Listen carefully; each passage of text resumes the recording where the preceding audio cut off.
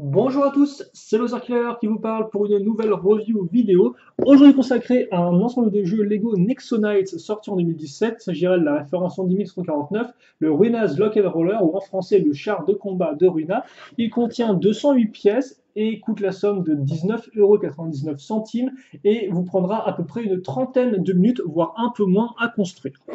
Il contient bien évidemment un mode d'emploi que voici, que voilà. Donc le tout se construit en une 80aine d'étapes, un peu moins comme on peut le voir. Et puis pour le reste, eh bien, vous aurez la liste des pièces sur 2 pages, comme ceci. Et vous aurez aussi donc comment scanner vos Nexo pouvoirs, le fait que maintenant vous pouvez combiner vos pouvoirs grâce effectivement aux boucliers inclus dans les Battle Suite ainsi que dans les packs, ou plutôt les sachets de Nexo pouvoirs vendus par 5. Des conseils pour bien scanner vos Nexo pouvoirs, où les trouver ensuite, dans plein d'endroits différents, les différents modèles de cette première vague, tous plus ou moins ensemble, il en manque certains, mais mis en avant dans une scène de bataille, ainsi que toutes les figurines et où les trouver avec à chaque fois la référence.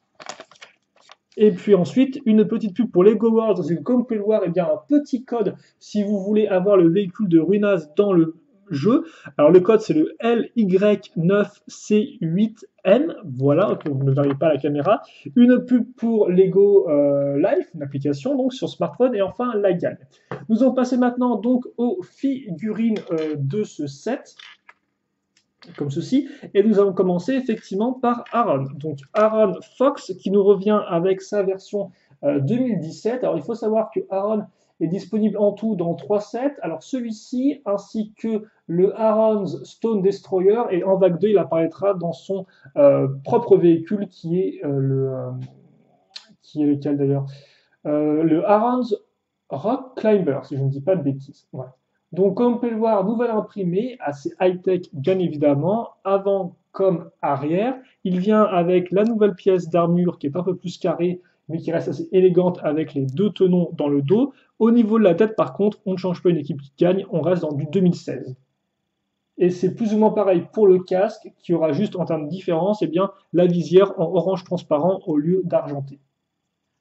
Il vient avec un exo-pouvoir qui est Gorilla Roar ou Cri du Gorille, qui, d'après ce que j'ai pu comprendre, était exclusif à ce set-là.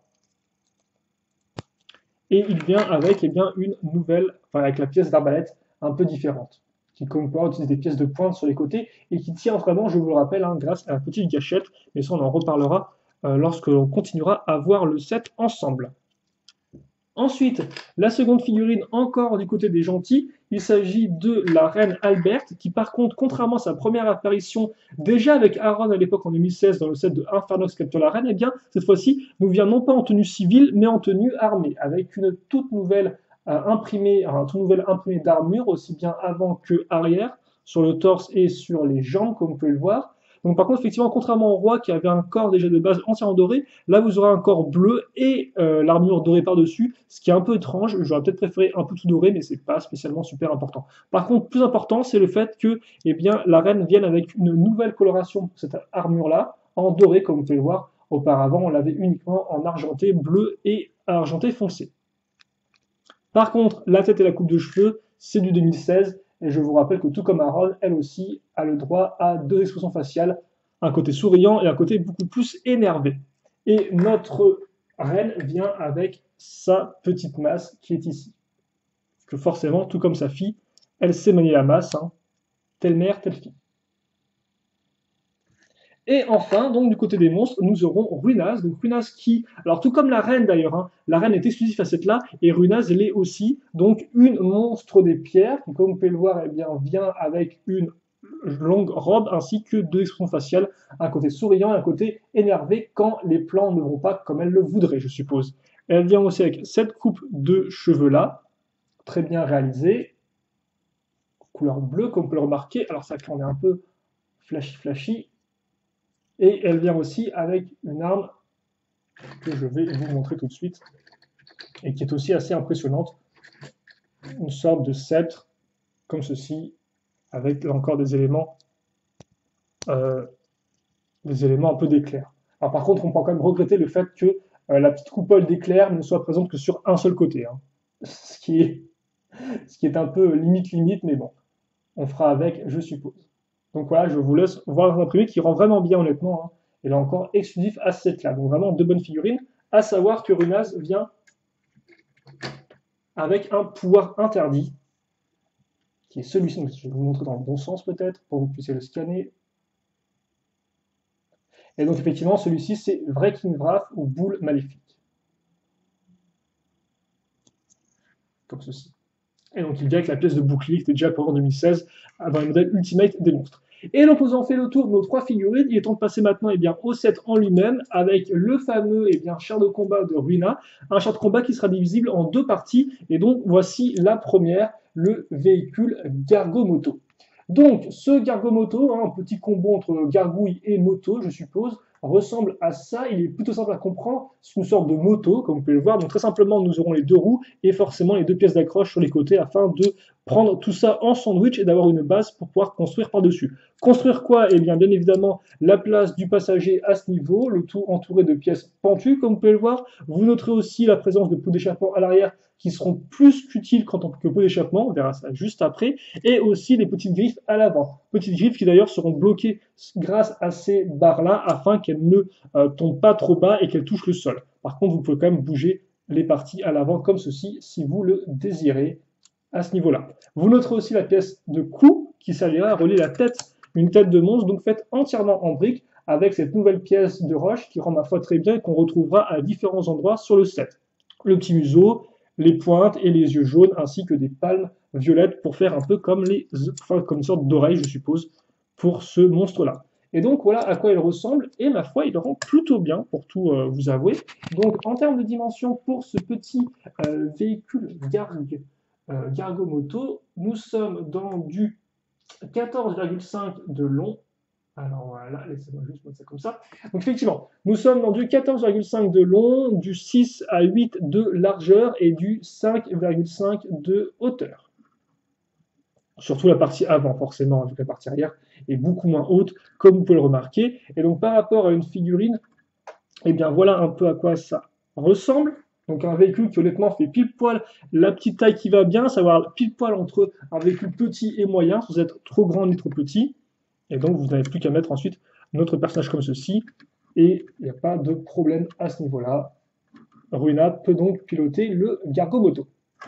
Nous passons maintenant à la partie arrière du véhicule, qui est le chariot de prison en lui-même. Alors, comme vous pouvez le voir, là encore, j'ai démonté très peu de choses, parce que c'est plutôt simple à comprendre. Alors, on va juste ajuster la mise au point. Donc, ouais, effectivement, une sorte de grosse structure solide avec les deux grosses roues, excusez-moi, sur les côtés. Ce qui va vraiment être intéressant, effectivement, c'est quand on va retourner ça et qu'on va se rendre compte qu'effectivement, sous notre prison, donc il y a une porte à l'arrière, comme vous pouvez le voir, une petite échelle qui permet d'y accéder, ainsi qu'une très jolie pièce transparente à l'avant. Et bien, sous cette partie de prison, nous avons une trappe forcément pour que la reine puisse s'échapper. Et donc, comme vous pouvez le voir, la pièce de trappe, pour l'instant, elle est maintenue en place grâce à nos deux barres grises ici. Des barres grises qui sont raccrochées sur cette petite... Alors, par contre, on va essayer de faire ça au mieux pour que vous puissiez voir assez bien. Donc, effectivement, partie grise rattachée à une pièce noire qui a un trou. Et dans ce trou, vous avez une barre qui passe dedans. La barre grise, marron à ce niveau-là. La barre marron qui est elle-même reliée à ce petit module qui, comme vous pouvez le voir, peut bouger en fait d'avant en arrière. Et au-dessus de ça, nous avons quoi? Nous allons avoir le pouvoir interdit qu'on va accrocher ici. Et donc dans l'idée, quand je vais appuyer là-dessus, ça va forcément faire bouger la pièce marron qui va entraîner avec elle la pièce noire et forcément la pièce noire va entraîner avec elle les deux barres. Et de ce fait, les deux barres ne seront plus sous la trappe et donc la trappe s'ouvrira et ainsi la reine pourra s'échapper. Voilà donc pour le petit mécanisme. Alors à noter par contre que quand vous allez remettre la pièce, vous avez en fait entre guillemets deux états. Un état où c'est pas entièrement bien remis, ce qui fait que la trappe peut facilement tomber. Et donc pour vraiment bien la remettre, il faut mettre un petit coup bien sec dedans afin de vraiment rebloquer la trappe. Et ça, c'est particulièrement utile pour une chose, en effet, vous pouvez peut-être vous demander, est-ce que avec l'espèce d'arbalète de Aaron, si je tire sur le bouclier, c'est assez fort pour le propulser en arrière et ainsi ouvrir la trappe. Alors oui et non, justement, parce que non, en effet, si vous êtes en position bien fermée, vous aurez beau tirer dessus, j'ai fait plusieurs essais, ça ne s'ouvrira pas. Par contre, si vous refermez un peu comme ça et donc que vous avez des pièces grises qui dépassent encore un peu, eh bien vous pouvez effectivement tirer dessus. Alors j'essaie de vous montrer, hein, je ne vous promets rien du tout. On peut tirer dessus et logiquement ça ouvre la trappe. Voilà, alors là ça va pas trop fait, mais ça peut fonctionner. Voilà. Mais toutefois, effectivement, je vous conseille quand même plus de l'ouvrir avec votre doigt. Mais oui, effectivement, si vous ouvrez un peu la trappe, eh bien, vous pourrez ensuite activer le mécanisme en tirant avec l'arbalète de Aaron dessus. Voilà. Hormis ça, que dire de plus sur la prison, si ce n'est que vous avez deux pièces d'accroche sur les côtés pour mettre et la petite masse de la reine ainsi que l'arme de notre ami Ruinaz. Voilà, excusez-moi, j'avais loupé son petit nom. Je ne me souviens plus. Et sinon, vous remarquez les deux ailettes ainsi que la partie assez vide à ce niveau. Voilà. Et donc, vous avez aussi remarqué la petite troisième roue à l'avant, ce qui fait que vous pouvez quand même faire rouler le véhicule, hein, même s'il n'a pas la partie à l'avant qui est raccrochée. Et donc justement, avant qu'on raccroche la partie à l'avant, je vous montre par rapport à une figurine la taille. Donc comme vous pouvez le voir, je trouve que les designers ont réussi en assez peu de place à vraiment faire quelque chose de fonctionnel et d'assez imposant. Voilà. Et donc justement, nous sommes du 10 cm de longueur, du 6 à 10 de largeur et du 12 à 15,5 de hauteur. 12 c'est du sol jusqu'à la plateforme ici, 15,5 c'est du sol jusqu'au haut du bouclier forcément. Et donc comme on peut voir, hein, prison tout équipé, petite porte, barreaux, et d'ailleurs c'est particulièrement cool parce que quand vous ouvrez là, vous avez grâce à la belle pièce transparente, vous pouvez voir tout ce qui est devant le véhicule, et ça rend vraiment bien. Je trouve vraiment une bonne idée effectivement d'avoir mis cette pièce transparente. Et donc après, grâce aux pièces à clip que nous avons sur les côtés ici, nous pouvons relier nos deux pots d'échappement, comme ceci, et ainsi faire le véhicule complet, qui va maintenant ressembler à ça. Alors comme quoi, il part un peu vers le bas, comme ceci. Vous pouvez, si vous voulez, le mettre tout droit comme ça, ce qui fait qu'il y aura une seule roue de la moto qui touchera à l'avant. Mais voilà, donc c'est un peu à vous de voir comment vous préférez faire ça. Et vous pouvez aussi faire un truc un peu comme ça, si vous le souhaitez. Voilà, nous on va le laisser comme ça pour l'instant. Et donc là, effectivement, en termes de dimension, c'est pareil pour tout ce qui est largeur, hauteur, mais en termes de longueur, nous sommes dans du 23,5 cm pour le char de Ruina, qui là est dans sa version, dans sa forme finale, devrais-je dire. Et comme Pork, effectivement, il est plutôt long. Alors pas énormément non plus, mais par rapport à une figurine, on reste quand même dans une bonne petite taille. Voilà. Et donc, en conclusion, pour ce char de combat de Runa, qu'est-ce que j'ai à en dire? Eh bien, en un mot, ou plutôt même en deux mots, devrais-je dire, eh bien, je dirais que ce modèle-là, c'est un bon représentant. Alors, vous allez me dire, mais un bon représentant de quoi, Loser Killer? Eh bien, un bon représentant de l'armée des monstres de pierre, d'une part, mais aussi du thème d'autre part. Parce qu'en effet, pour 20 €, vous aurez 3 figurines, dont une exclusive d'un commandant de monstres qui rend ma foi plutôt bien. Vous aurez aussi un chevalier, donc Aaron, avec son exo-pouvoir ainsi que son arbalète qui est fonctionnel. Et d'ailleurs, je vous rappelle que dans la série, Aaron monte sur son bouclier, donc vous pouvez un peu refaire pareil en jouer, hein, comme vous pouvez le voir, ça fonctionne aussi. Il n'y a pas que Aaron qui peut le faire, mais je tiens quand même à préciser pour l'occasion. Et en plus d'un chevalier, vous avez une figurine, entre guillemets, qui est un peu extra, qui fait partie un peu ni du camp des chevaliers, ni vraiment du camp des monstres, à savoir la reine Alberte, qui là encore est exclusif, et qui est vraiment de bonne qualité, parce que c'est vrai que la reine en tenue de guerrière, nous l'avions vu, souvenez-vous, dès la première saison en 2016. Et donc forcément, on pouvait l'attendre en figurine, et donc je suis très content personnellement qu'il ait fait en figurine, parce qu'elle rend vraiment bien, et voilà. Et en plus, elle permet d'ajouter une nouvelle pièce d'une couleur dorée. Donc effectivement, déjà, au niveau sélection de figurines, c'est vraiment très très bien selon moi. Et en plus, vous avez un pouvoir interdit qui est quand même, là encore, les nouveaux objets à récupérer. Enfin, le nouvel objet à récupérer, aussi bien pour les chevaliers que pour les monstres. Effectivement, les deux se battent ensemble pour les récupérer le premier.